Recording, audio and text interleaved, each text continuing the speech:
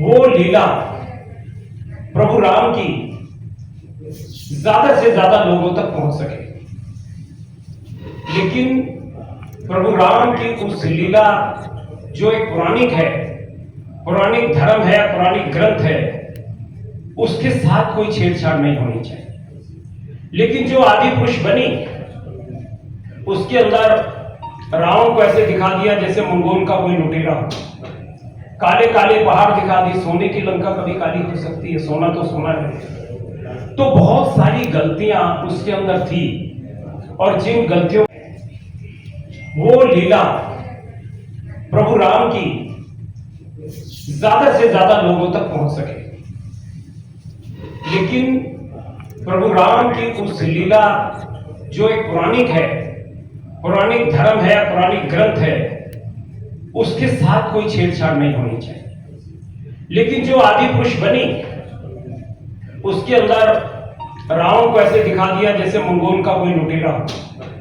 काले काले पहाड़ दिखा दी, सोने की लंका कभी काली हो सकती है, सोना तो सोना है। तो बहुत सारी गलतियां उसके अंदर थी, और जिन गलतियों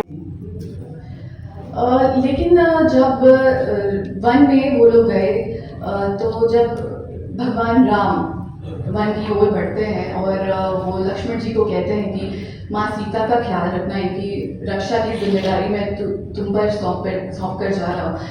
तो बीच में फिर किसी मरीज की आवाज़ आती है, तो माँ सीता व्याकुल हो जाती है। वो कहते हैं कि ये शायद राम जी की आवाज़ है, लक्ष्मण तुम जाकर अपने भाई की सुधि लो। तो इस पर लक्ष्मण जी कहते हैं कि माँ सीता, मुझे राम जी ने मुझे वचन दिया है, मैंने राम जी को, कि मैं आपकी रक्षा करूँगा और मैं आपको ऐसे छोड़ के नहीं जा सकता। तो माँ सीता इस पर कहती है लक्ष्मण जी से कि हे लक्ष्मण, मैंने जान लिया सब स्वार्थ का भाईचारा है। हे लक्ष्मण, मैंने जान लिया सब स्वार्थ का भाईचारा है। घर छोड़कर वन जो तुम आए हो, मतलब इसमें कुछ तुम्हारा है। सच है प्रपंचियों से किसी को सुख नहीं मिलता, सच है प्रपंचियों से आज तक किसी को कभी सुख नहीं मिलता। भाई सा जग में कोई मित्र नहीं, भाई सा शत्रु नहीं कोई।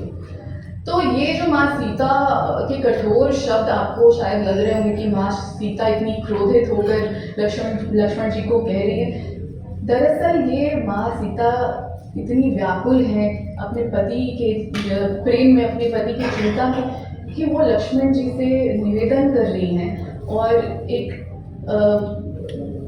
माँ होने के नाते उन्हें बोल रही हैं कि जाओ और अपने भ्राता की सुधि लो।